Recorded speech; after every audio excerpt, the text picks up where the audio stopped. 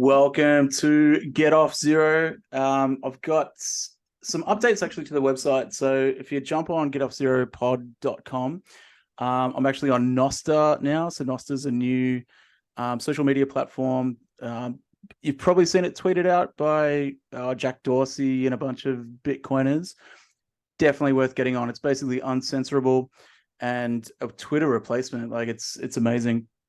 Also on Stacker News. So Stacker News is basically Reddit built on Lightning. If you haven't seen it, it's like Reddit built on Lightning, and I reckon it's the model for the future of news. Like it's incredible the way they've done it. I've sent it to a few people and like non-Bitcoiners, and they're like, "What?" Like just saying, "This is the model. Like this is amazing, right?" Like the basically what it is, you have to pay in Satoshis to post, and then people can upvote, but they have to pay sats to do that. So it's like the whole thing's built on Lightning from the ground up. But a lot of people have just been like, "What do you mean? This is just all Bitcoin news?" I'm like, "No, but you're missing the point. This is this is the model for the future." So anyway, it's really cool. If you haven't seen Stacker News, check it out. Get Off Zero is on there as well, and I'm posting everything up on there.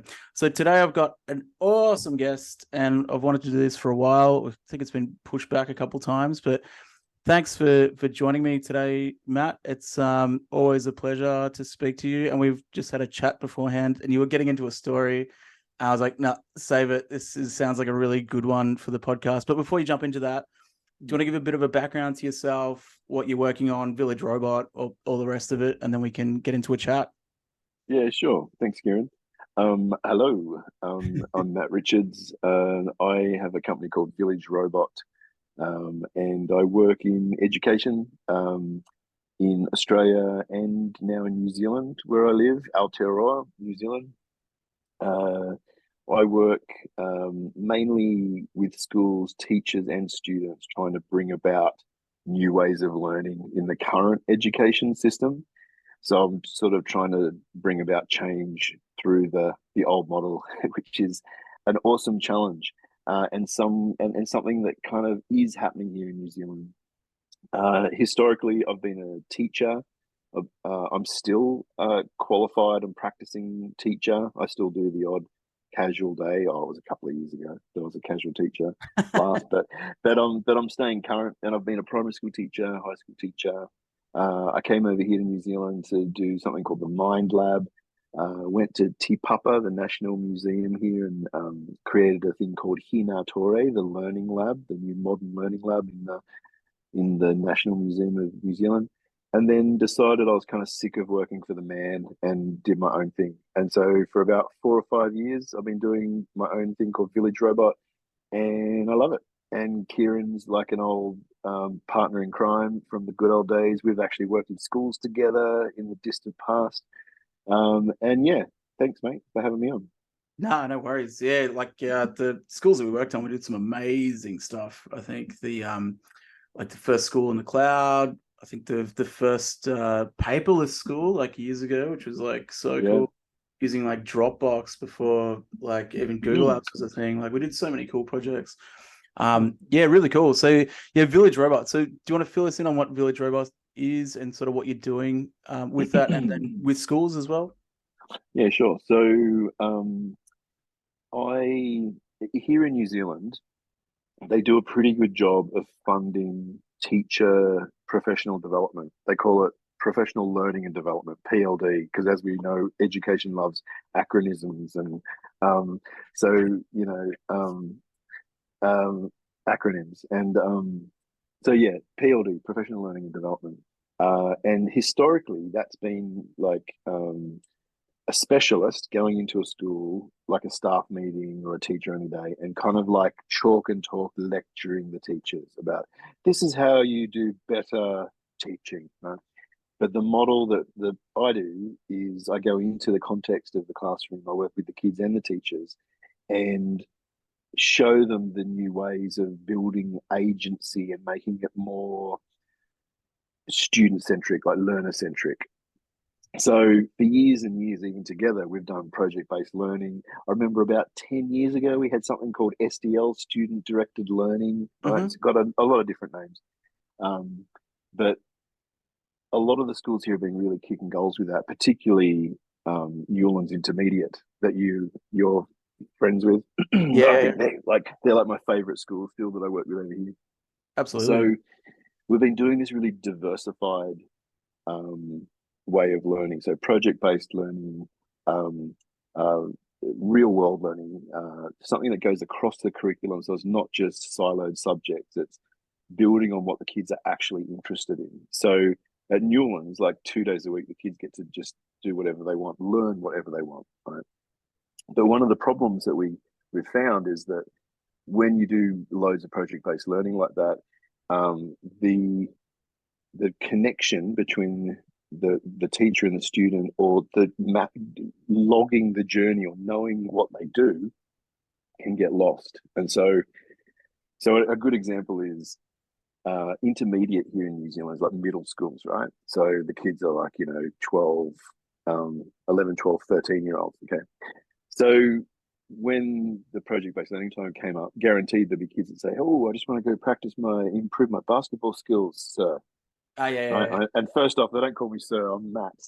All the kids, and I insist on being called Matt. I think that old paradigm of being called sir or miss is whack. I But anyway, 100% agree. It's super creepy, isn't it? I would always it's call me Kieran. bizarre. Yeah, Yeah, so I actually insist on it. I actually am quite offended if I get called sir now in a yeah. So anyway, Mr. Richards. Yeah. yeah, Mr. Richards is like, who's that? What? So anyway, the kids, the little kids are like, hey, I just want to improve my basketball skills. So yeah, so 2 days a week, I'm just gonna go out and like shoot hoops. It's like, yeah, okay, cool, I get that. I'd want to do that as well. But like, how are you going to measure that? And so it's like, oh, my friend, he'll video me with his phone. We'll make a TikTok video of me shooting hoops. It's like, yeah, okay, awesome. That's media literacy, but like, how do you measure this, and how can you take it further? So we realized that we needed to create a system of, and it sounds boring, but assessment for learning. So there's three forms of assessment that they talk about, which is assessment of learning, which is like, here's the test, you got 6 out of 10, right? Summative end of a process. Assessment of learning. Assessment as learning, which is kind of cool, but it's like the kids assessing themselves. So they go, oh, I think I did really good in that test, right? That's that.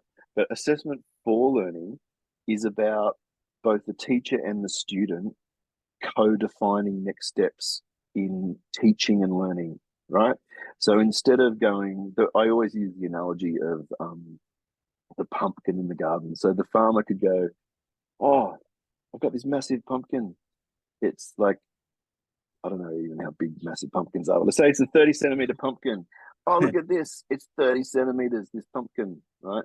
I know that because I measured it with my tape measure. Okay, sweet. But if I had actually checked in on the pumpkin as a good gardener should, and realized that it needed a bit more nutrients or a bit more water at steps along the way, I might end up with a 60-centimeter pumpkin, right? Because it's a progressive assessment as it grows, right? So we're looking at a way of building that into project-based learning. So how do we make a progressive assessment system that works with kids doing a million different things? And so what we came up with was using, strangely enough, Google Forms and a spreadsheet and a conversational model. We call it micro conferencing, or I just call it a learning conversation, a learning talk. Yeah. So basically, the teacher sits down with their laptop, and I think there's like 3 or 4 basic questions that are applicable to all learning scenarios. And the first is, what are you learning right now? The second question is, what are your next steps in learning? The third question is, how do you feel about your learning right now? And then we realized we needed to add a fourth question, which was why? Why did you give that score? Because if a kid gave 1 out of 5, and the scale was like a sliding scale, like 1 is like horrendous and 5 is like fantastic, right? Mm-hmm. So if a kid gave a 1, you'd go, oh, what do you feel like learning is like? And the teacher's entering that, right, in the form, populates this spreadsheet. And then at the end of this micro conference, because it's only meant to go for like 2 to 5 minutes max, when you hit send, it uses like an autocrat mail merge function that emails the student or puts it in their Google Drive folder or however you want to send it. a copy of the notes that says, "Hey, thanks for our talk today, and this is what you're working on, and these are your next steps." So it's co-defining next steps. But we realized there was this other key component to this system that was really needed, which was building relationships between teachers and students. And something that was missing was some teachers, not all, because some teachers are really good at this. I think it comes naturally to the good teachers, right? Yeah. That they can communicate with students, get excited, share their own stories. That's something that all the good teachers do, but not all teachers do that, right? Yeah. So this was a way of formalizing an informal conversation that was a way of tracking the learning. And then the teachers would know, here's a story that elaborates this. So there was one student at Newlands that he wasn't doing anything in the groups he was working in for project-based learning. He'd just sit there and watched all the others do it. He wouldn't engage. He was like really kind of like, not participating until the teacher actually had a real conversation with the student and found out that the kid was really into rock climbing and abseiling, right? That was his thing. And so the teacher was like, do something on that. And he's like, oh, okay, I'll do something on rock climbing, abseiling. He got so into it that all the kids in his group then became like the rock climbing group. They all became the rock climbing kids. Love that. And they went out on the weekends in their own time and did abseiling and rock climbing and made videos and tutorials and like little mini docos and stuff. And that was all because the teacher took the time to get to know the kid and find out what they were interested in. Yeah, 100%, 100%. Well, that reminds me of, do you remember Logan at my old school? So yeah, I do. Little genius, yeah. Hmm. So like his story was so weird, like how it's very similar to that. Basically just through him learning Cisco. So like at age, what year was he in? Like year 3 or something ridiculous. His mum was like, "Is there anything at a high school level that he can do?" Yeah. I was like, "Well, let's see if he can start doing like Cisco." So gave him the Cisco materials and started working on it with him. And then organically, like his friends got interested as well. So then we literally started the world's like smallest or youngest Cisco Academy. And then they were like doing it on the weekends, like building their own networks and like interested in networking. But you're right, it was just from taking an interest and saying, well, let's try this. And then like all these other kids who maybe would never have been exposed to that, but it was just the fact that it was one kid quite interested in it. It sort of spread out to everyone. So yeah, I'd 100% behind that. That's awesome. Yeah, so that's some of the stuff I do. Another example, good example, I think I shared this story with you before, was one of the students, Cyrus, Yes. who had a physical disability that would limit his movement, and he couldn't talk. He had to use his foot with an alphabet board to communicate and stuff. And so it was frustrating watching him not be able to participate in the Minecraft lessons I was doing with their class. Mm-hmm. This is when I was a casual teacher a couple of years ago. Yeah. And so we decided to actually design and make a foot controller for him with a makey and like wood and metal and stuff, so that he could participate in Minecraft. So the cool thing about that was it was Cyrus and his classmates, the kids in his class, and myself, all collaborating to make a solution for him so he could participate.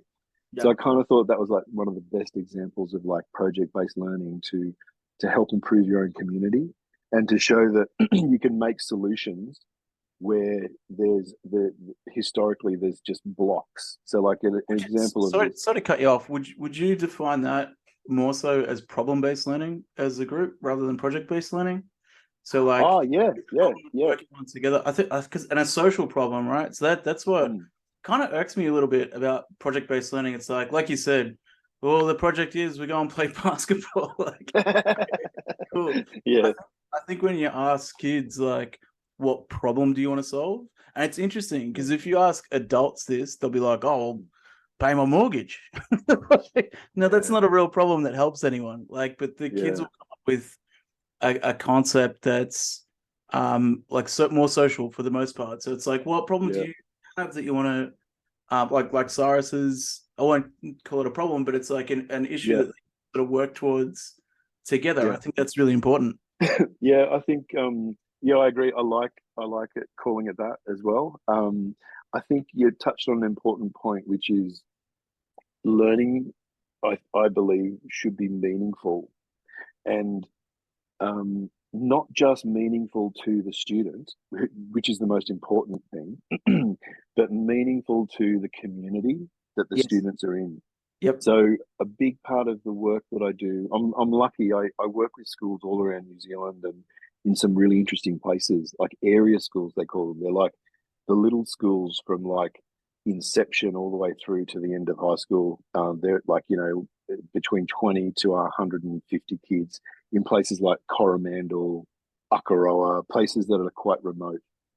And what's cool about that is they've got really interesting histories and really interesting close knit communities as well. But a lot of the work I do with those schools is local curriculum design.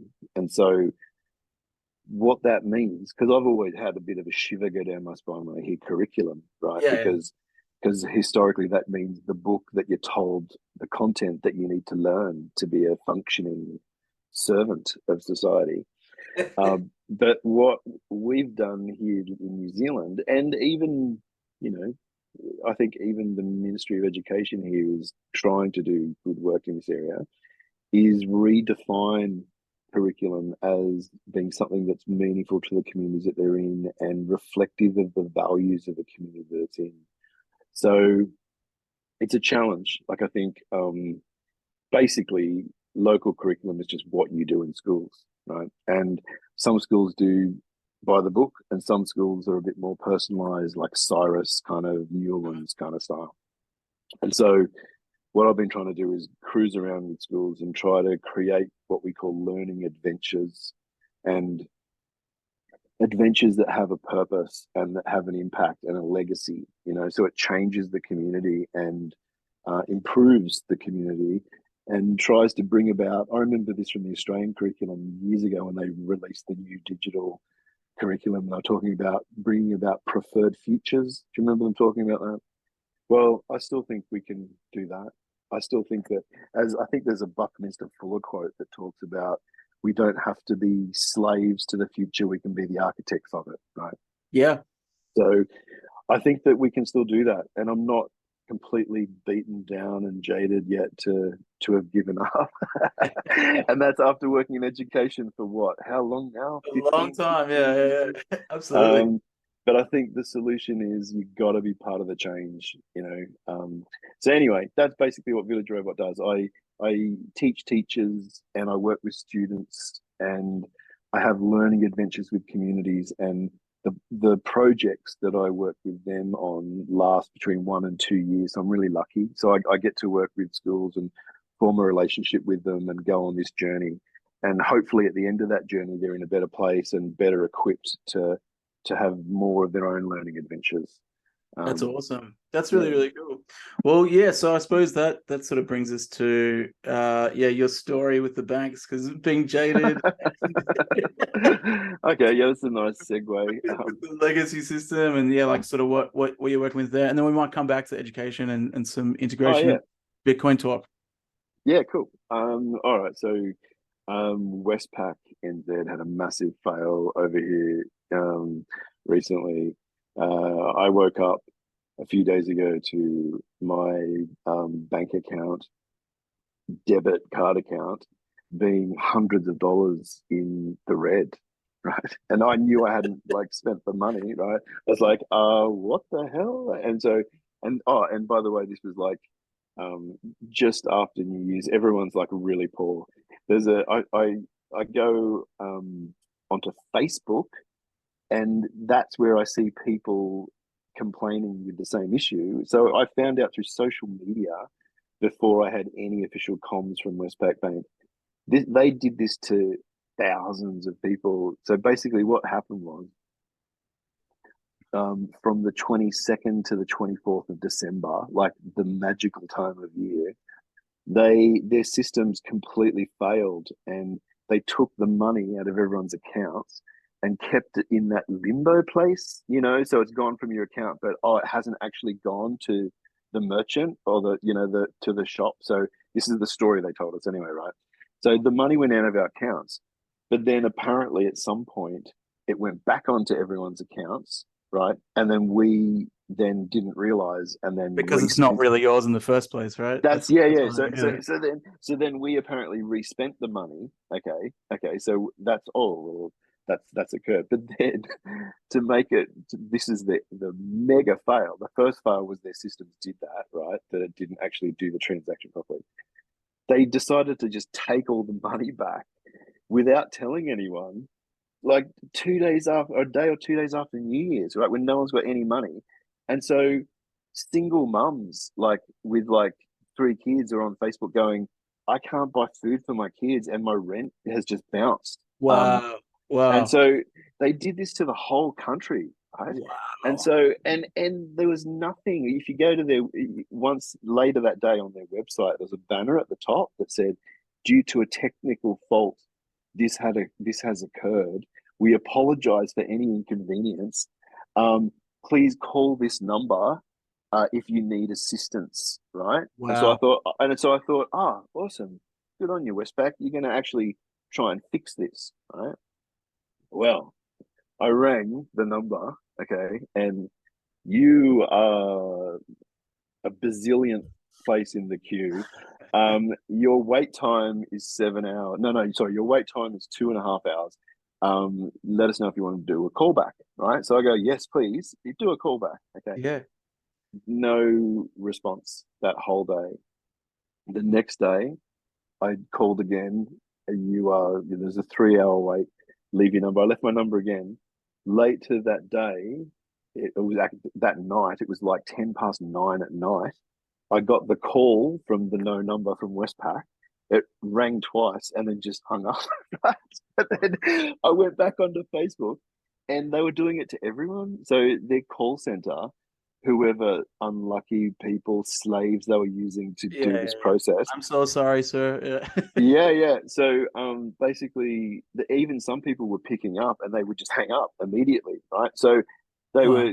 were purposefully just like blocking people so they couldn't get help. And at the bottom of that, and a day or two later, they then sent the official email saying, "We're sorry this has happened. Ring that number that I told you about, or go visit your local branch." So I thought, I'm going to go visit my local branch. I'm going to actually do that to see if they can help me. Right? Yeah. Yeah. So I went to my local branch, Wow. and they didn't know how to deal with the issue, which I thought was like amazing because this is like the whole country thing. They made me wait for another 40 minutes until the manager was free. And then the manager took me into one of those glass walled offices. And then this is how he started the conversation. Oh my He God. said, he said, "Oh, it's really unfortunate. Oh, and there's a key piece of this that I missed. An internal email, a Westpac email that they sent to all staff, which had told all their staff you can refund people up to $800. Right? That got leaked. Okay, so then he kicks off the meeting saying it's really unfortunate that that internal email was leaked because now we're going to have all these people trying to have it on and get free money, right? And so then that's how he started.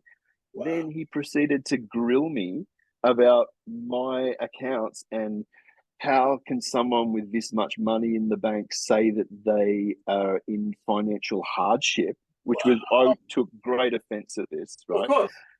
So he wanted Well, me to it's dip in. none of his goddamn business what you do with your I money. know, That's yeah, that's I know. that Oh, annoys me. so I got righteously angry at this point, right? Good. Yeah. And I said, look, mate, what I have in a savings account that I get interest on, right? That's none of your business. I'm not going to tap into that to fix your mistake. I'm not going to tap into that to pay off the error that you made, right? Yeah. And so anyway, he apologized profusely when I asked for his boss's name and I got his business card and I said that I'd be taking it further to make a formal complaint, right? Because he was just super rude. And anyway, he said, "Look, I'm going to pay you back. It's all good. The minute you walk out the door, it's all going to be fixed." Right? I was like, "Oh, good on you, man. Awesome. Glad you did that." I Mm. walked out the door. It wasn't fixed. Right? No. He didn't put the money in my account. But then, ironically, as I was driving home, just as I got home, I got a phone call, and it was Westpac finally calling me back from like 3 days ago, right? And so I said to and actually it was a nice New Zealand lady. It was actually like a human, right? It was like, oh wow, I've got a human. And Yeah. so I proceeded to tell her the whole story, and I said, oh look, I think it's okay because the guy said he's going to put in. She said, oh Matt, I'm sorry, but if it's not there now, he's not going to put that in. Right. So it's Wow. like the Wild West. It's like these cowboys that can basically make up whatever numbers and figures they want. And here's the thing. Westpac has recorded record profits for 3 years. We're talking a lot of money, right? And they can't even Funny money. look after their own customers and do the right thing. Do you know what I mean? Why would they care? Well, that I think that is the point. And so anyway, that was like a massive fail, and I'm sort of glad that I stood up for myself and went in and sort of had a showdown with the bank manager. And I told him about the record. Yeah. Here's the thing: I told him the whole thing about. I said, "Man, profits." I'm like, "Why are you doing this to the little people?" Right? He got it, but he didn't care because he'd been told in an email. Because I checked social later that day, what he told me was what all the bank managers were telling people because that was their instructions. They were told Yeah. they're all going to want money now. Go through all their accounts, Yeah. tell them why they don't deserve it. And so most people didn't even get that money back, right? That's So, disgusting. That oh, is, mate, yeah. yeah, it really is. It's horrible. And people have gone hungry because of this and missed their rent and their mortgage payments because of this. And so anyway, that was that fail. And I saw in the news yesterday they failed again. One of their third party merchant apps that they use for businesses completely went down for the whole day. So like anyone using the Westpac facility for payments couldn't actually take payments. So they just lost a whole day's worth of business. So Fuck. so yeah, man, I'd be thinking twice before using Westpac at the moment. But they're all Or, the or same, bro. or any bank, exactly right. Yeah, And you probably can guess where I'm going to go with this conversation. Yeah, being a yeah, Bitcoin podcast. yeah, Um, that's horrendous, and like what a complicated way to get access to your own money. Like that's mm, insane. Like people call Bitcoin complicated, yeah. So it's too yeah, hard to use. That's insane. All you have to do with Bitcoin is remember 12 words and keep it in your head, and that's it. Like transfer is easy, it works 100%. Lightning Network yeah, works, like, and mm, it's end to end authenticated, and people mm, can't print money into oblivion, like you said. So they're making record profits of jumping onto a computer, typing it in, say, oh, well, we'll just make up what we want and not give people their yeah, money back. That's yeah, it's outrageous. And I think like there's two aspects to it. So it's obviously digital literacy, bringing it back to education, and financial literacy are the two mm, things that most people don't have in society. And even friends that I know that are like, up with it with technology, kind of. Um, for the most part, they can't wrap their head around the two. It's either sort of one or the other. They kind of have. So I think, like for me, it's the two most important things for EDU and instilling in young people. Um, a pass, so they don't have to put up with that bullshit anymore. yeah, Like these gatekeepers that yeah, they own your money. Like open source the money, fix the money, fix the world. Like that's the motto, but it's true, right? Like if mm, you have a system, like you look in El Salvador, like their GDP is just going up like crazy because they've introduced open source money. If New mm, Zealand did that, even with those mm, communities that you're talking about, like start small and sort of build out from there, yeah, think that's the way to go for sure. But so with that story, there's a piece there where you're talking about your savings and mm, your little interest that you're getting on that, which is yeah, probably not much whatsoever.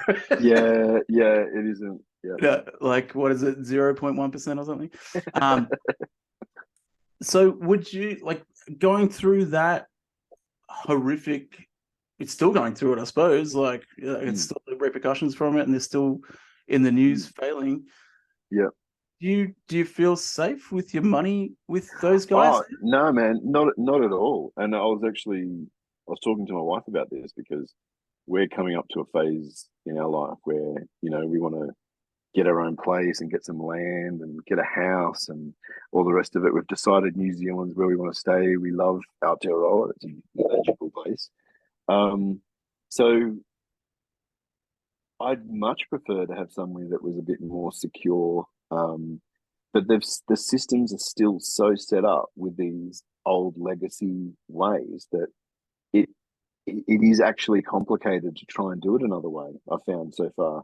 I'm sure you would know easier ways to do it, but yeah, man, I honestly don't know. Aside from like buying gold and burying it in the forest, I think, and this is part of the podcast. So, sort of the idea for this podcast, if you haven't seen any of the previous ones, is documenting people's Bitcoin learning journeys. So we'll kind of get into some of the ways that you can even preserves like a portion of your wealth rather than sort of giving it all over to the Slytherin at the Westpac bank. Well, actually, I do have a bit of a Bitcoin story.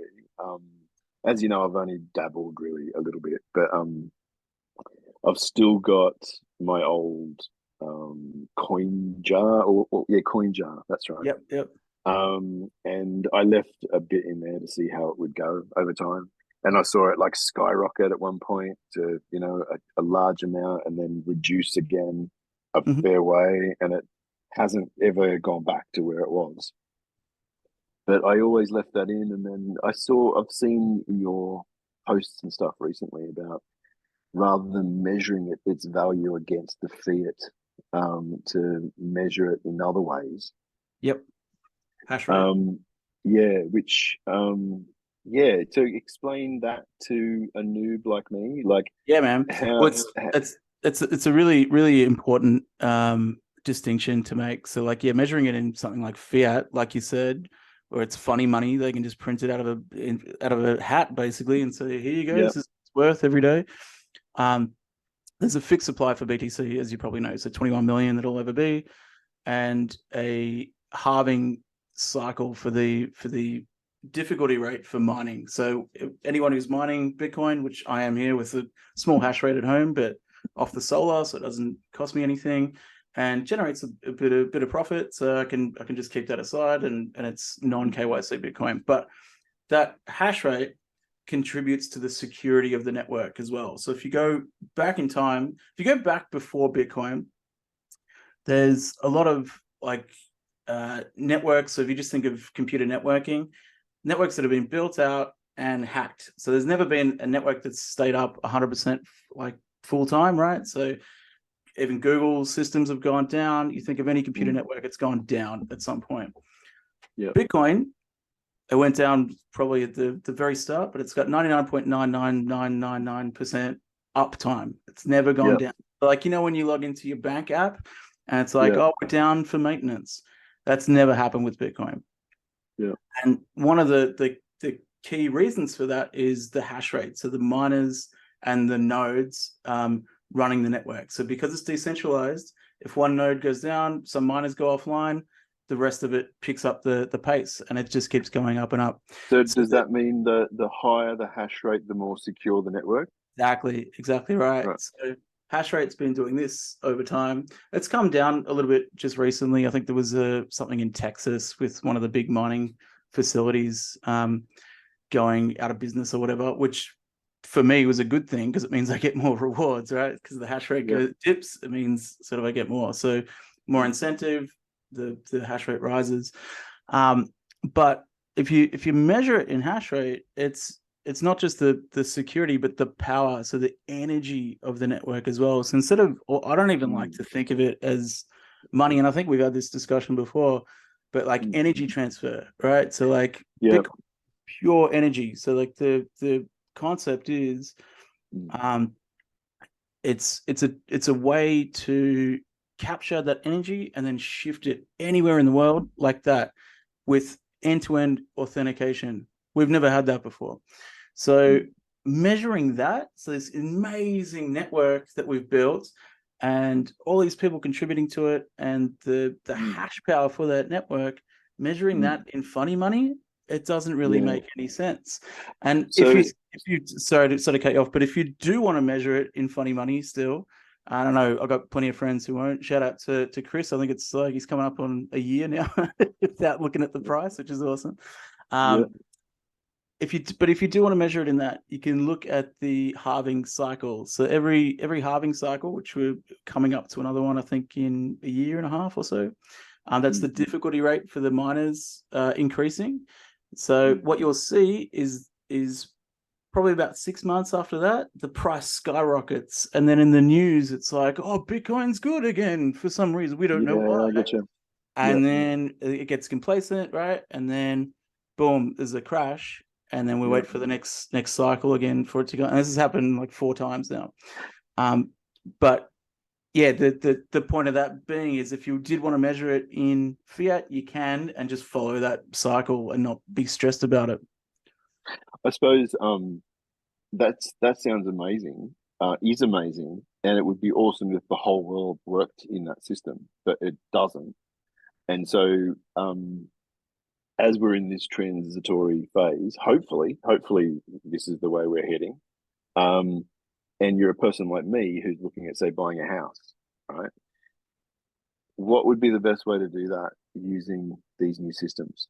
I suppose time preference comes down to that, right? So like when you're looking at buying a house, why you want to buy a house versus owning Bitcoin. So I think if you're buying a house to live in it, awesome. If you're buying a house as an investment to rent out to other people, I think that's a silly idea and a legacy idea. Yeah, no, yeah. Well, just to clarify my strong opinions on this issue, I don't think anyone should profit off anyone else through property. I think shelter should be a basic human right, and I think having landlords and using that as a way to profit off each other is predatory, parasitic, and disgusting. And so I think that, but yeah, I wasn't talking about buying a house to profit off. I was talking about actually just getting a dwelling. So say, like, I'm one of these people. So Joe Blow, he's been working hard. He wants to buy a house. Historically, I've been saving in the bank, right? Those trustworthy Westpac people, I've been putting all my money there, right?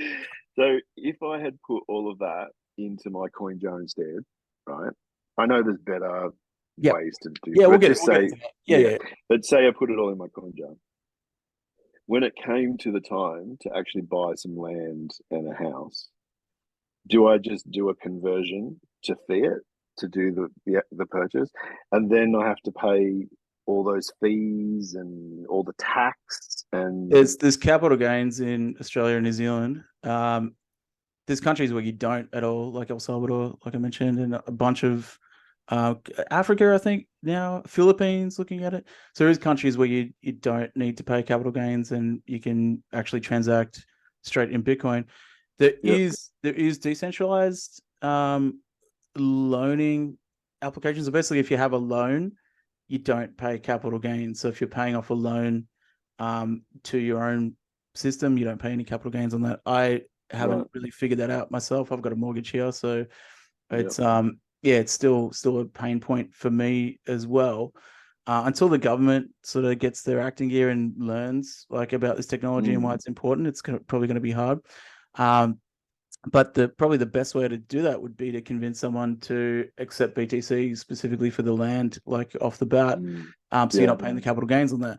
But I mean, if you make enough off it, you could probably pay the capital gains and wear it. It is a pain point for sure. But I think the bigger thing with that is what you alluded to before was the rent seekers. So people like profiting off the fact that people need a roof over their head. And what Bitcoin is doing is dematerializing that. So slowly what you're seeing is, and there's people here in Melbourne. Actually, I interviewed a guy, Jake, who's got his own podcast here in Melbourne as well.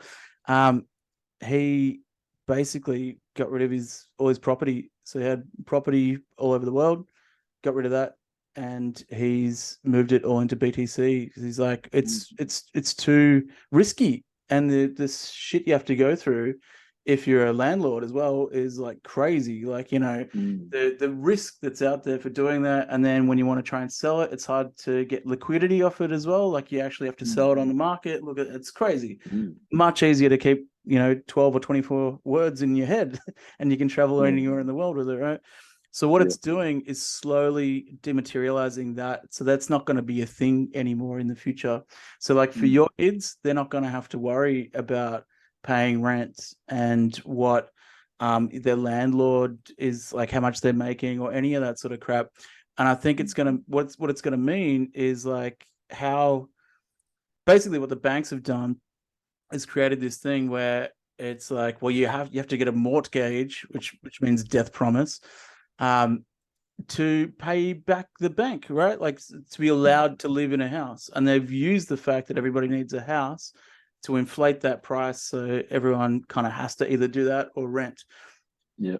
What Bitcoin's doing is taking that away. So it's like, well, Mm. no, we don't need that anymore. And we have a system where we can store wealth and store pure energy and move it around the world. So I can take, like Michael Saylor demonstrated or talked about, I could take, instead of buying, say, an apartment building in New York, I can buy the equivalent of that and move it at the speed of light to Japan.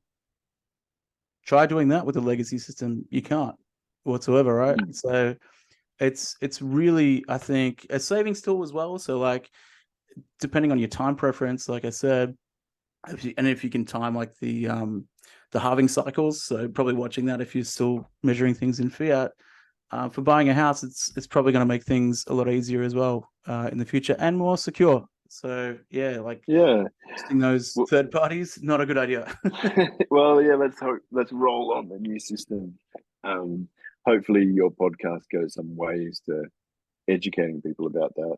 Um, it's interesting that we're in this sort of transitory phase, and yeah, I think it's kind of needed. I was hoping that the decentralized systems would really kind of start stepping up because as we're seeing a lot of the legacy systems, public systems are all kind of falling down Hmm. and failing. Um, so yeah, I think it's kind of like it's a opportune moment in our history to sort of bring the new. I think bring some solutions to the. Let's do some problem based learning right now to Absolutely. this. Well, no, it Yeah. is, right? And I think it's a great incentive for it as well. So like real wealth or real energy transfer for learning, and you can learn all these super cool things around that. In fact, I'm looking at building out an accredited Bitcoin course specifically at the moment. So Mm. with the guys up in Agnes Waters Digital Playhouse, we've been Yeah. running through a 21-day course, basically once a week, and stepping people through like, all right, these are the steps to basically become self-sovereign, like you want to do with your house that you want to build, Mm. that, but like in a digital way as well. I think it's really important. Yeah. All right, so switching gears a little bit. So just about you personally. So like your learning journey, and I know a lot about your learning journey, but there's probably bits I don't know as well, and we can talk about some technology that could help you on the way through that. Um, Yeah. so before we get sort of into your Bitcoin learning journey, the first time that you thought about money or questioned what money is and where it comes from, do you remember like where you were and sort of what triggered that? And yeah, is there a story to go with that? Um, I I was born in like the mid 70s, and I think the only sort of financial literacy stuff that happened was the Commonwealth Bank came into the school and gave us all piggy banks, like Dolomite, little yeah. little plastic piggy bank things. And I think that was the extent of our financial literacy training. And so unfortunately. And so I've had to teach myself as an adult, and it's been a journey. And I think I don't remember a moment, but I do remember probably 20 years ago ish. thinking in terms of money, as you were saying before, as energy, and Mm. how it was just a way of transferring this energy. And I remember learning about the origins of money and how it all sort of began as these little notes to represent something that was like a real, piece of gold in a cave somewhere, and a note that says this represents that piece of gold. Yeah, that kind of makes sense. And then realizing that greedy little humans figured out pretty soon that they could have more notes than pieces of gold, and that no one would know because the gold's in a cave. So who fucking knows how much gold there is? I can just write like heaps. And then learnt about fractional reserve, fractional lending, and all that kind of stuff, and then figured out how broken and farcical the whole system was. And yet we're still a slave to it because it's pretty much how the whole world works still. So yeah, it was a long time ago that I realized that it was the misuse of the money system that was causing a lot of problems for the world, and how it would be much better if we had a better way to do this energy transfer as you're talking about. Yeah. So yeah, that's where I'm at with it. I definitely think that like it's easy to write off whole isms, but capitalism and consumerism and things like that are intimately enmeshed with the fiat money system. Mm-hmm. I think it's caused a lot of problems in the world, and I think that we need to fix that. And I think that, but to be honest, with the whole Bitcoin stuff as well, I in the early days, it was one of the things that actually turned me off Bitcoin was that I Just saw money. the Yep. I saw the greed of people that Yep. was motivating them in Bitcoin, and so they're just going, "Oh, I can get rich because I can if I have this," and it's just like, "Oh, really?" Crypto I bros. was Yep. Yep. yeah, and I was hoping that we could have a system where we could evolve beyond greed, where, like one of those idyllic Star Trek futures where everything is provided and, you don't have to worry about your basic needs. And I so wish that we could evolve to that point. Well, that's what the proof of work system is. So that's the system that runs Bitcoin, right? So like when I first learned about it, um, it was around. Remember we went to the Occupy movement in like 2012. Around then, I was Yeah, like researching like universal basic income.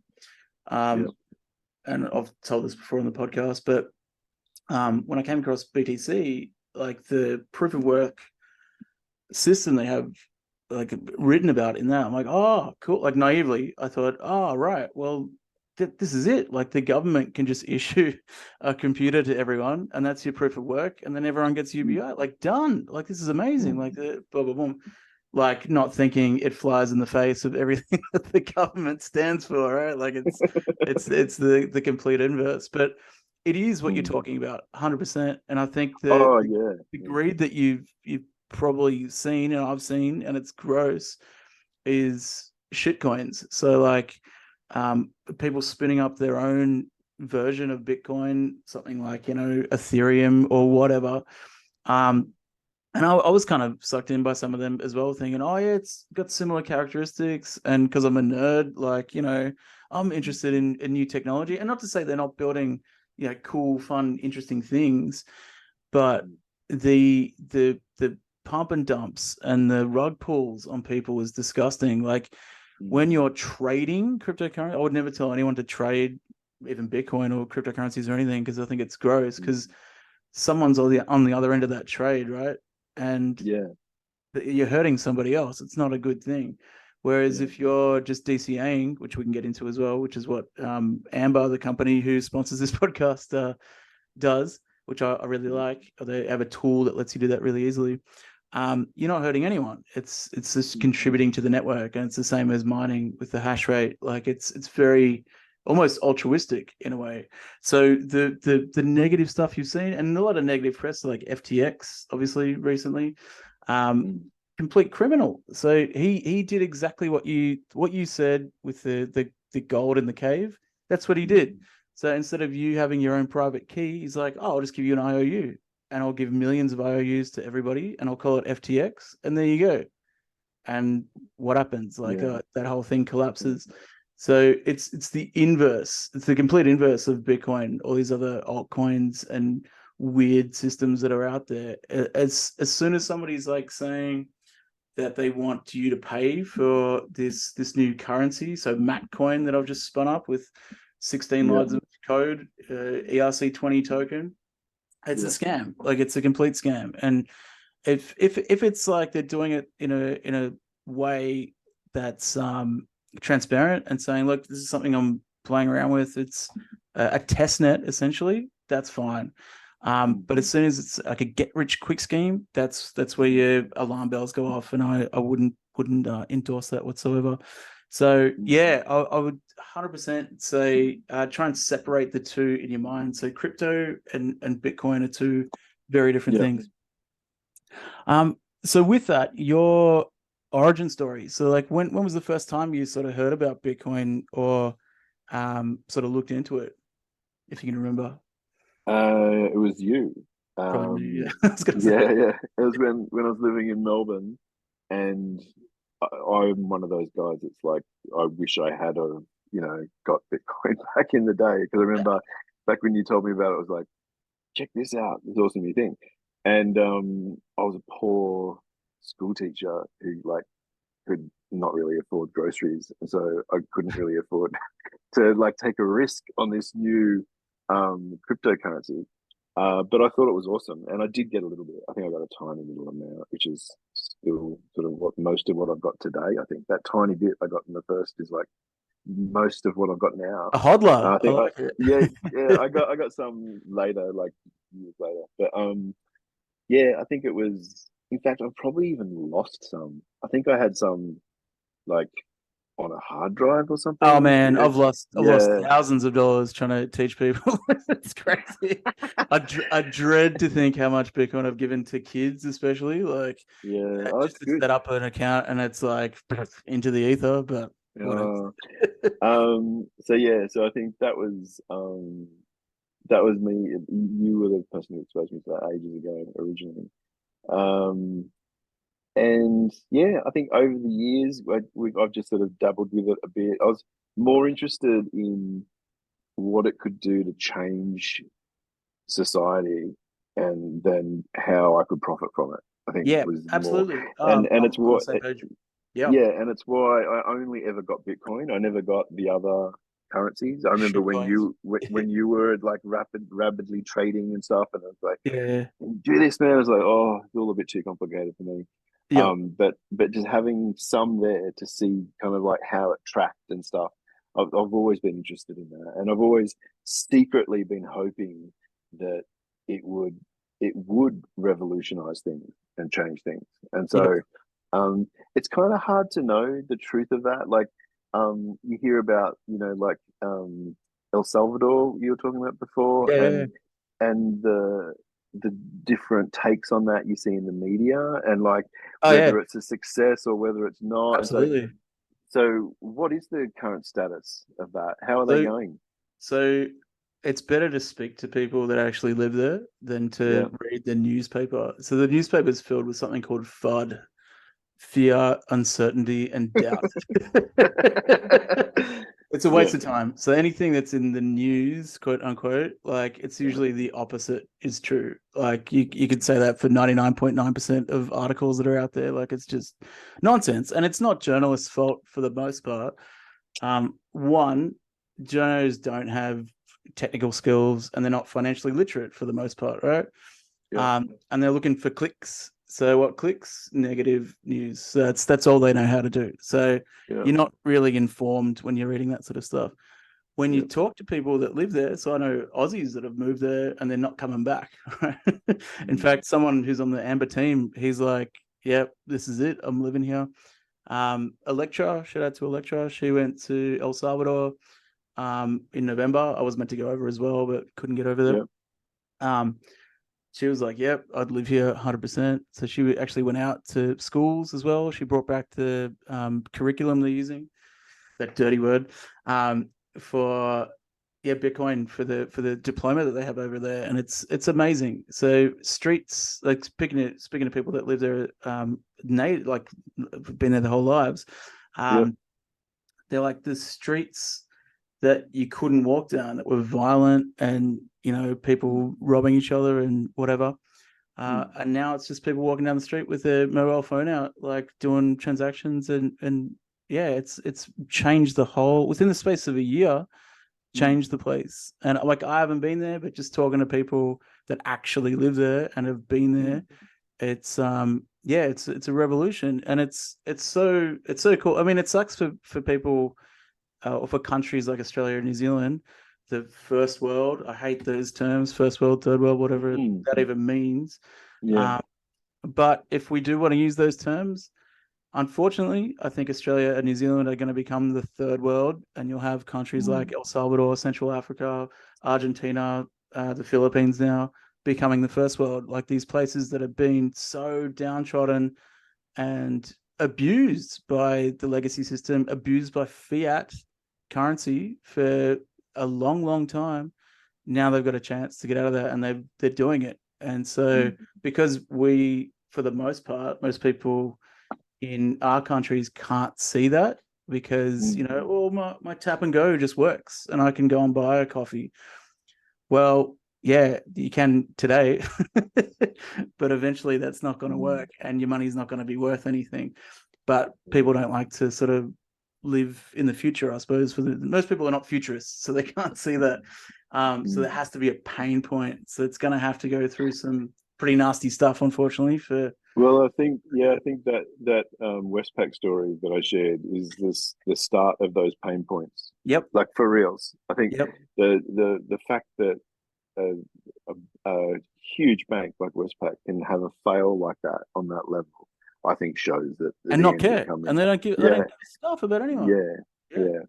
So yeah, man. I think we need like a map. I'm sure there's people out there that made them of, like, how do we evolve? Like, we need a map forward to share with the whole world, to say, hey, these are the systems that we have.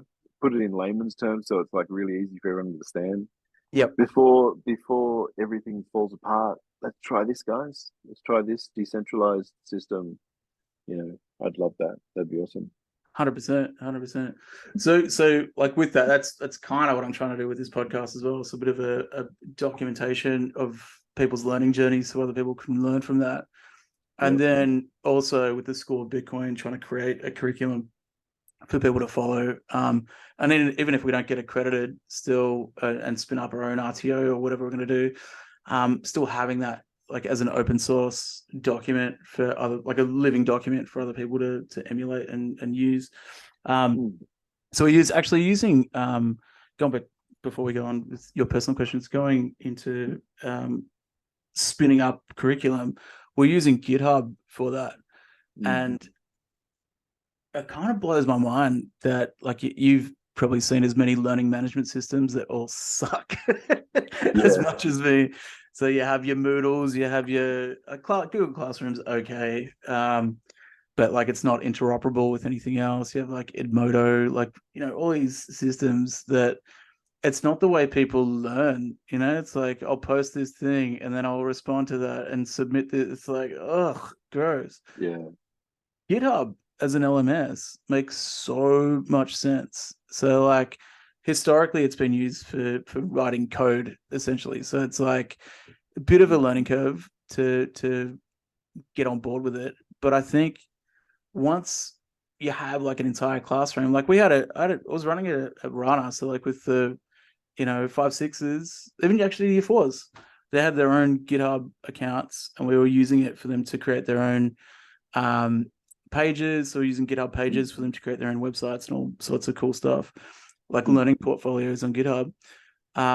Have you looked into GitHub at all, or using it for an LMS, like with any of your schools? I have just started to play around with it. after you actually told me about the GitHub pages. And Yes. so, recently I was having my website hosting issues. Yep. And so yeah, I actually installed the app and I was messing around with it. And yeah, it is like pretty cool. Um, I think it's something to explore. I haven't used it enough to go, I would use this. The thing that comes up for me first with any LMS, as they call it, learning management system, the thing that comes up for me first is um, learning isn't just about content, That's right. right? And so it's really easy for people to think in terms, simplistic terms, in this is the content and you've just got to learn it, right? But that's not really how learning works, because learning is about relationships. Relationships. Yep. Yep. Yeah. And well, in my experience, learning is about relationships. And It's true. so any LMS that you'd want to use, you'd want to make sure that it supported that. And it's really interesting, actually. This is another segue we could do to another topic. I remember about 5 years ago, there was a colleague I was working with, an educator here in New Zealand, who was kind of like me, a bit of a specialist. He's going talking at a lot of conferences and doing workshops for Microsoft and Google, kind of doing the same stuff I was. And he Yeah. came to visit one day at my house in Wellington, and we're having a cup of tea and talking about AI and education. Because he had asked me the question, he said, because he thinks of himself as a bit of a futurist, right? And he Yep. said, Matt, what do you think is going to happen in education? Like, what's going to be the biggest thing in the next, say, 5 years? And this is literally 5 years ago we had this conversation, actually. AI. And I said, man, I think it's actually going to be AI. And I remember him like losing it and like getting really angry and going, "What are you talking about? Yeah. It could, Yes. yeah, Yeah. it could never be just AI. You always need people. It has to be people." Um, and it could never just be, artificial intelligence that did that. And the where I was coming from was, I said to him, AI will support differentiation. So it's a way of personalizing learning, right? Absolutely. But I don't think it's the final solution. Sorry, that's the wrong term to use. But I don't think it's that's a bit inappropriate. The wrong term, I should say. Um, but anyway, ironically, 5 years later, AI is now becoming a massive player in education, and now I'm the one talking about how important relationships are. And, I'm kind of like, Yeah. I've kind of done a bit of a double take, and so I think that, yeah, open AI and what's been happening with the whole chat, what's it called, Chat GPT. GPT, Yeah. Yeah. yeah, is kind of amazing. I Um, think it's fantastic. Yeah. Yeah. yeah, and I'm really interested to see where that goes. And so I've been messing around with that for the last few days and seeing lots of educators do tweets about this is what primary school teachers can do to use, write lesson plans, send emails to parents, like it's kind of amazing. Yeah. And so I was messing around with it and asking it some of the big questions, like, are you sentient? Um, are you a force for good? Yeah. Um, all those sort of All silly the fun questions. stuff. Yeah. Yeah, all the fun stuff. And it kept Are coming you back with, Skynet? Yeah. yeah, that's right. And it kept coming back with the same kind of answers, which was, it's a tool, and how you use it is what you get out of it. And um, it's just a really, really powerful, amazing tool. And I like how it's conversational. I didn't. Is it only text based? Does it do? I suppose you could do text to speech as well, because that was one of the things I was thinking about, was the limitations of kids that couldn't read yet, or were, could, if you could have it as spoken, that would be useful. Yeah. Yeah. Um, so yeah, what's your take on Open AI and Chat GPT? I think it's the death of legacy education, which is like party time, right? It's awesome because, like, realistically, like it's what you'll be forced to have in any institution, particularly higher ed, is instead of exams, like you need to have, like you said, relationships with students and have Mm. them have an understanding of whatever subject they're meant to be learning. Because it means like you could probably have open book tests and open AI tests. That's like, all right, we can do whatever you want. But if you're still doing a test, it's going to have to really test understanding and not so much knowledge, because the knowledge is like there. We don't have to think about that stuff so much anymore. Unless you're really interested in the subject, then you can. But yeah, I think it's really going to personalize things, and like that self-directed learning models just going to go like this is the way forward. And I do think, and we've both said this for years, like the model of going to a building to learn and sit in rows, like it's already clear that it's dead. Like, why are we doing this anymore? It's so silly. But I think because it's childcare, bro. yes, How you can't keep your workers in their little cubicles if you don't have somewhere to send the kids. It's like the whole thing's built on the industrial model. Yep, exactly right. But I think it'll get to a point with this technology where it's going to expose that even more. You know what I mean? And even with jobs as well. So like, I was talking to a mate who I won't dox him and say what job he does, but he gets paid quite well, and for his writing, and yeah, basically what he said, what would take him historically a couple of days took him about an hour. Wow. Yeah. I'm like, that's so cool. It's gonna expose like jobs that aren't necessary anymore. And institutions that aren't necessary anymore. It's just gonna bring it all to the forefront. I was having this conversation with my wife recently because she works in communications um and like a lot of that generating copy, for like promos and stuff, AI would do it like within a second. Yep. So I think that that point that we've been talking about in history where, I think that it now more than ever, we need to be focusing on what is being human and what is the value of relationships and human connections, because no longer can we just measure learning in terms of content because someone can just write it into chat GPT and get the answers within 2 milliseconds. I think it's the application of that knowledge to fix problems, right? That's right.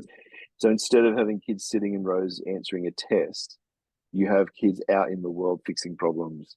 And I already know the best schools that they've already started abandoning standardized tests completely because it's like, what's the point of this anymore? I think I think it's really interesting. I think it's really kind of awesome, a little bit scary for people whose jobs probably won't exist in 2 years' time. Well, Silicon Valley as well, right? Like I was reading a thing on that talking about coders. So if you go good and bad, so like bad for them probably losing these cushy jobs that they have in Silicon Valley, but good in terms of decentralizing coding and that sort of work outside of there. Because if you look at I was reading this article, this guy is a Python coder and some other language, and basically he was saying what would take him a couple of days to figure out a bug and to write a piece of code and get abuse from like community, like so like putting out a question to like Stack Overflow or whatever, and then just people going, oh, you don't know what you're doing.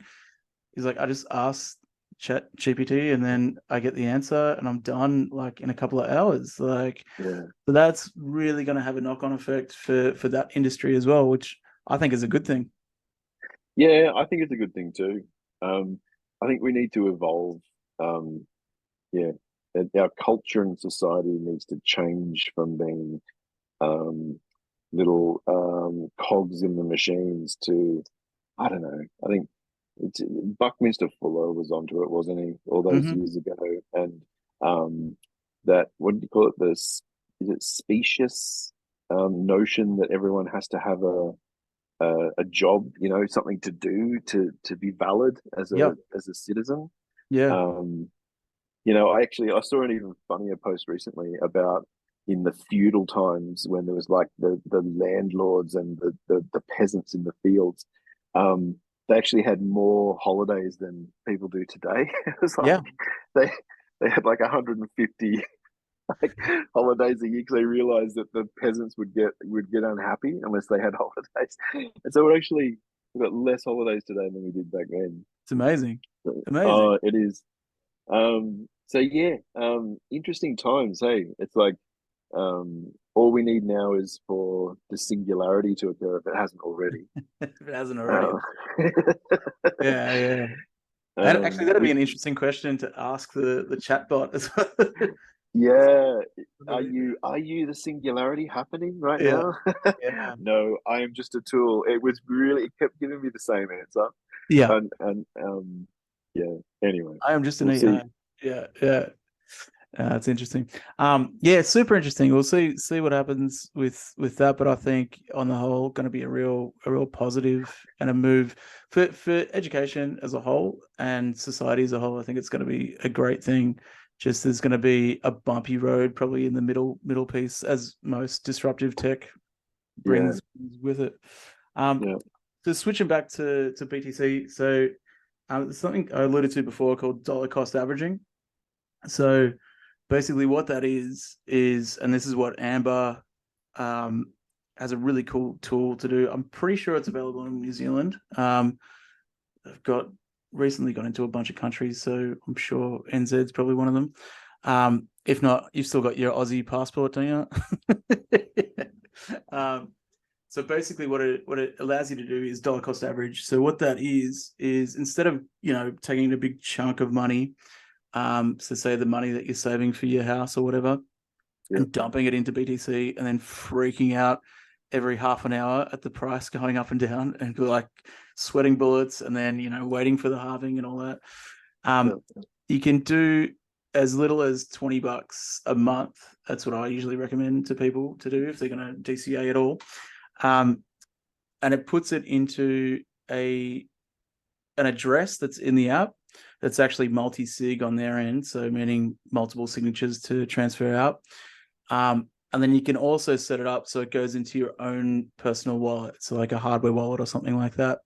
So for like a coffee a week or whatever it is, um, you just set and forget it and then don't think about it until the time is right that you actually need that money, sort of thing. So it's Mm, the ultimate saving tool, and it's the way that I sort of recommend to people to invest. So instead of trading on cryptocurrencies and even CoinJar that you mentioned before, which I used to love. I thought it was a great app.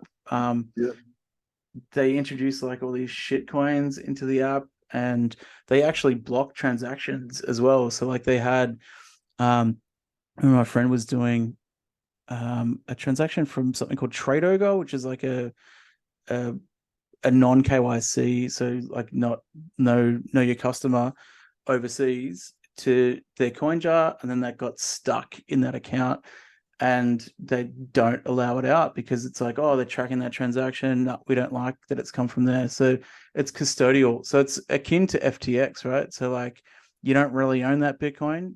They're holding it for you because you don't have your private keys. yeah. So that's definitely worth thinking about as well with your coin jar. But with the DCA tool with Amber, I've got a promo code as well. So if you use Get Off Zero on Amber, you get like $10 for free or something when you sign up. So worth doing, and I think it might save you down the track from those nasty people at Westpac. So I'll send you some links anyway, because Yeah, actually, really do. That's something I'd like to explore. yeah, and what I think is a really cool thing to do with that is for anyone that has kids, like the Dolomite program. I Yeah, like to think it is like a Satoshi Mite program. So yeah. putting like $5 or whatever it is a week Mm, into an account that's theirs, into a hardware wallet, and say this is yours when you're 18, yeah, as opposed to here's a jar full of coins that are worthless. yeah, yeah, yeah. That's a good idea. They're definitely worth doing. So with that, there's I kind of alluded to it, like with the custodial, non-custodial. So custodial meaning a third party like CoinJar owns your Bitcoin, not you. Yeah. Have you looked into hardware wallets or your own wallet or your private keys at all? Yeah, way back. It's so long ago, I've forgotten how to do it. 'Cause I think you helped me actually. But I think way back in the early days, I had an external hard drive as a hardware wallet, I All think, right. or a USB key or something. I remember vaguely doing that. Bitcoin QT, probably. Who Jesus, that was knows? a long time ago. Maybe I'm minted now. I have no idea. Um, but yeah, it's I don't remember how to do that, and I would need to learn. So if I wanted to start doing that and using a hardware wallet, where would I go to learn how to do that? So probably the best place to go would be CoinStop. So coinstop.com.au. I know the guys that run that. I think there's a promo code that gets you 10% off. I forget what it is, but I'll find it and send it to you. Yeah. But yeah, they've got a list of hardware wallets. I've done a number of podcasts that might be worth going back to look at, like talking about that. And I had Mm, the CEO on actually talking about that as well. mm, And the different hardware options. My favorite, realistically, there's so many options.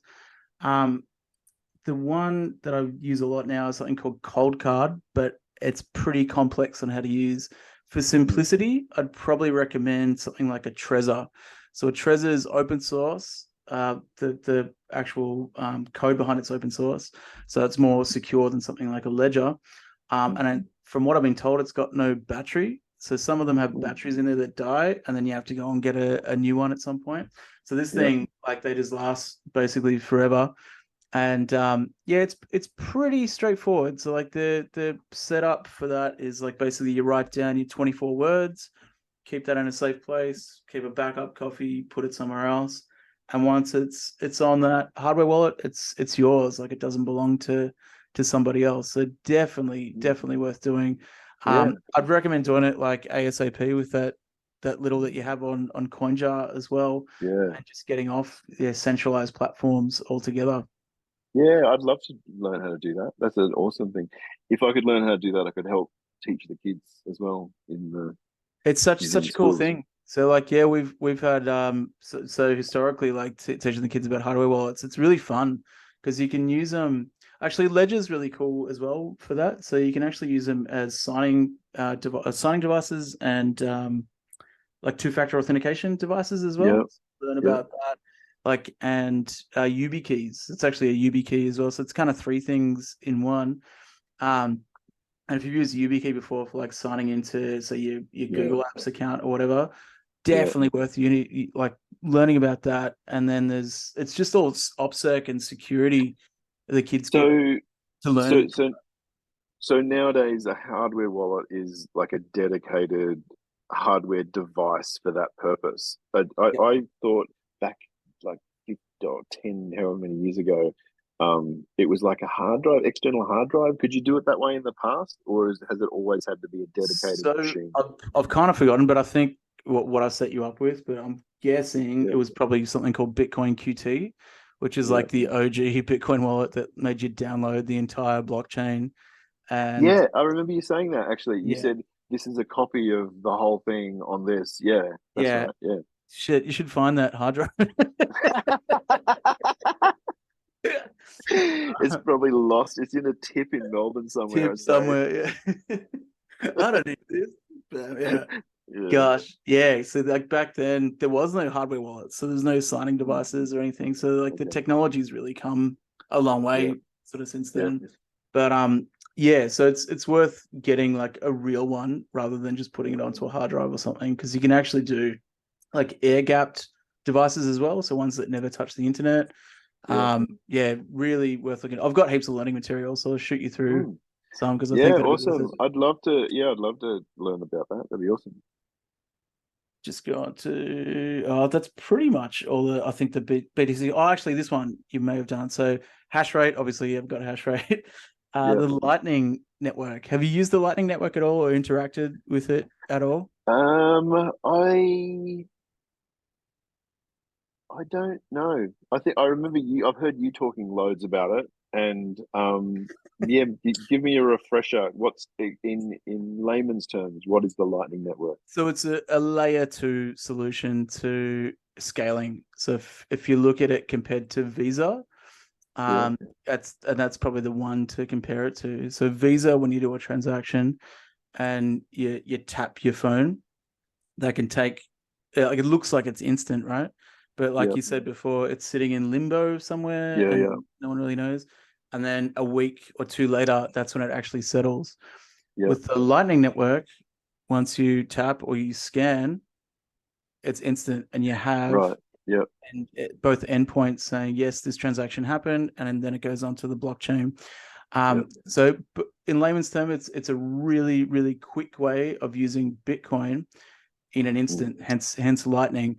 And Yeah. the way it's set up, basically, it means you don't have to rely on the 6 confirmations that you used to have to do, like on chain. So when you remember when you did like a Bitcoin transaction, you probably did one together, and Yeah. you'd be like, oh, all right, we've got to wait about 10 minutes for it to Yeah. confirm. That's right. And it Yeah. says like unconfirmed, and it's like confusing for people. Yeah. This is like instant, and you can see it. And in fact, have you got your phone on you? Yeah. All right, let's do a transaction now. If you go into your app store and Yeah. get something called Wallet of Satoshi. Okay.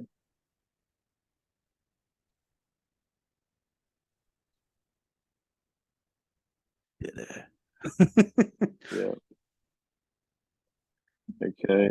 Wallet of the simplest living room of Satoshi. Yeah, I've had this before. I remember I Have you? I probably harassed you into downloading it before. had. Yeah, I remember looking at this years ago. Hang on, it's installing. So this software they use all over the place. Like I saw it in Central Africa. There's a video. Actually, you'll love this story. I might have told you before, but there's a group of kids in Central Africa using this wallet. So there's videos of them actually, which is developed in Australia, which is so cool. Um, Basically, these guys went into um, Central Africa and gave a group of kids Bitcoin. And they basically said, you guys can buy whatever you want. So this is like, 10, 12-year old sort of thing. Go do whatever you want with it. Like, and we'll just it was really akin to like school in the cloud model, right? Like here you go, do whatever you want with the money. So they waited and watched them, and the kids as they would, because they set up merchants that would actually accept wallet of Satoshi. So they're like, all right, give these kids that, do whatever they want. So as they were, like they went and bought like lollies and chocolates and nonsense, and then as kids would do, right? And then next round would come around, and then slowly they started to buy healthy food, and then all of and like food for their family and stuff. And then on their own, they figured out that if they pooled their money together, they could buy in bulk and then save more money in the future, right? What kid in Australia or New Zealand do you know that thinks about saving in that capacity? It's all spend, spend, spend. I need to buy consumerism, right? Like Yeah. they went from it within the space of a month from the transition of yes, I need to buy everything and this is great and I'm eating lollies to I'm buying food for my family and we're going to pool our resources so we can get more satoshis at the end of the day. So like and like they had to hold themselves back from like interjecting and saying, "Oh, Yeah. you guys should do this or that." They just said, "No, let's just see what happens." Yeah. So cool, eh? Like that. That's if we could replicate that model, like in Australia and New Zealand, like even at a small scale, I reckon that'll be a game changer. That reminds me of the Sugata Mitra Yeah, computer in the wall story. Similar. exactly. Actually, I've got a kind of similar story about my kids. I've got 3 kids, and as you know, and they went out and they did a lemonade stand out the front of our house. You know, like the old sort of like the kids at the out the Yeah, front of yeah, the house yeah. doing a lemonade. Well, they did that, Awesome. and yeah, it was. And I'd been fishing with them actually earlier in the day, and we didn't catch any fish, but they found this old golf ball, right? And so they had lemonade that they'd made. Some of my daughter's art, she's like an amazing little artist. She had some of her art out, and the golf ball, right? And they were selling the golf ball as well, right? And so they had prices for all the things that they were selling. And the lovely neighbors were awesome. They came and basically bought everything like within about an hour, including the golf ball. Like the kid across the road, the kid across the road bought the golf ball, right? That's awesome. So anyway, but the neighbors across the road were really nice, and they brought over a pack of like burger rings or something, like some sort of like crappy like chips, like junk food chips. And my youngest son was like, "Awesome! Like we got these chips." And then he immediately said, let's sell them. Let's not eat them. Let's sell them. He's become a little capitalist. Like That's so immediately cool. he's realized he realized he could actually make more money. He said, if we sell this pack of chips, I could go to the dairy. That's what they call the corner store here in New Zealand. Yeah, I yeah. can go to the dairy and buy 2 packets of chips. Alrighty, so we got cut off there by New Zealand's fantastic. I was just saying before, like I always like talk up NZ internet, like Australia internet sucks. So I thought immediately, oh, it's me, I'm down, but no, it was it was Matt. Yeah. No, we had a national outage for approximately 5 minutes. But yeah, I don't know where I got cut off, but I think did you hear about my son like Yeah, making yeah, a yeah. So profit? the burger Yeah. rings for the profit. Yeah, that was awesome. Yeah, yeah. So I just thought that was kind of cool that he was immediately thinking. But anyway, he didn't. I said, look, that gift from the neighbors wasn't really for you to make a profit. It was more like a nice gesture. They call it here in Te Reo Maori, it's called kai, is the Maori word for food, right? And so giving food is like like a community nice offering. So I said, eat the burger rings, my son. So so my son and my daughter, they ate the burger rings and still made a profit from the lemonade stand, which is good. Very cool. Very cool. So what did you want to talk about to wrap up our They should chat do the today? next one, the next lemonade stand with Satoshis. That'd be awesome. Oh, actually, a really good point. Actually, I could talk about this. Yeah. One of the neighbors who wanted to buy one of Maya's little paintings, right, my daughter's paintings, um, he didn't have the right change. He had like a $20 note, and I wasn't there. Obviously, he said, "Oh, I've only got a 20. I can't buy that $7 artwork off you." Oh, Right? I thought, you scumbag. You should have just given him the money. But yeah. anyway, um, no, he's not a scumbag. He's a nice guy. But anyway, he didn't buy the art, and so what I did was I printed out. You know how I told you about my kids have been using this financial app called Square One? Oh, yep. Yeah, yeah, yeah. Yeah, well, actually, it has a function where you print out the QR code, and the person with their phone scans the QR code. It comes up with a web page that just says, "What's your name? How much do you want to send?" and give a little message, right? So I Cool. printed that out and put it on the lemonade stand table. So any other people with, old school money that, didn't have the right change could do it.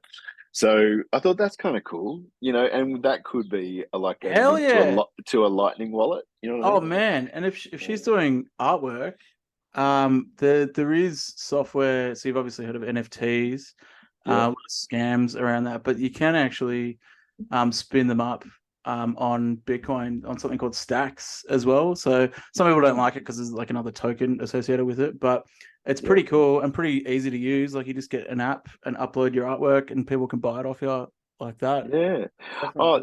send me a link to that as well. You got about I will. 5 things you got to link I'll me send you up a bunch of stuff. from. um, actually, I should. You know what? Has she got some artwork for sale now? Yeah, yeah, she does. All right, I'll buy one off her for some BTC. What's Okay, cool. we'll do it. So we'll do a live transaction, and I'll Yeah. do it online. And then you'll have to mail it to me, I suppose. But that's all right. Yeah, I can do that. We can do All that. right, let's do that. We'll do that. We'll do that All another right. day. Okay. So for Wallet of Satoshi, so you downloaded that on Yep. your phone. Yep. So I'll show you how quick it is, and this is how quick I could buy one of Maya's paintings off her as well. Yep. So if you bring it up and go receive, and it should come up with like a QR code, Yep. and then Do you just want me hold to just it put up. it on the camera? Yeah, hold up to the camera, and I should be able to see it. Yep, that's right. Hang on, leave it there. Just center it a little bit if you can, up, or back a bit. Yeah. Hang on a sec. Reflection. Hang on a sec. Okay, try that. Does that work? Yay! That worked. Yep. Cool. All right. So I'm going to send you 5,000 Satoshis. Okay. Done. You should get a green. Oh, wow. There you go. Immediate.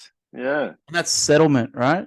So like that QR code app that you have for Mayer's thing, like for people to purchase off that, people can do that, but it's another week or two before the settlement. What I just sent to you is 100% yours now. Yeah. It doesn't belong to anybody else. That's yours. So take that, my friend. 5,000 sat. So I installed the wallet of Satoshi and I didn't log in, and it's already on my phone even without an account associated with it. Pretty good. So I should create an account and log in if I want this to be transferable between devices. Yeah, probably worth doing that. The next stage would be to get a hardware wallet as well. So like that money that I've sent you or money that you have in BTC to send to that. So what that is on your phone is something called a hot wallet, which is good for transactions like this, but you wouldn't want to keep anything significant on there. So $1 is fine, like it doesn't matter. Or 5,000 sats is fine for now. But in the future, you'd want to have that in some sort of secure location or secure space that's not connected to the internet, sort of thing. But, cool, man. I think the next step will be get you a hardware wallet. I'll send you through some links and we can get you. Man, I totally want to do that. That's an awesome idea. This has been really instructional podcast, mate. I'm glad that we had this chat. Yeah, we should do it more. Actually, we'll do a follow-up on and we'll do the painting and everything. Get Mayor and we'll have a chat as well. Yeah, let's do that. So, all right, to wrap up, I just wanted to say, give a shout out to the open source Bitcoin channel. You guys are awesome. So, any of the videos that you've seen, so the previous episodes, Matt, have been up on this open source channel. So, the guy who owns it was just like, I've got an idea. I'm going to open source a YouTube channel. And I reached out to him. He's like, yeah, cool. All right, upload your stuff. So, I'm like the manager of this channel as well. And it's just kind of like in good faith, he's letting other people manage it and upload stuff. So yeah, shout out to him and shout out to YT Bitcoin on Twitter, and someone called Batman who posts like on all my videos and always gets thumbs up. Hi Batman. Shout out to Batman. Awesome. Thanks for doing this, Matt. And we'll do a follow-up. Yeah. Awesome. Yeah, definitely. That was really fun. And we even survived a national internet outage. That's cool. That's the awesome. All right, we'll catch up soon, buddy. See you, bro. Bye. Yeah. Bye.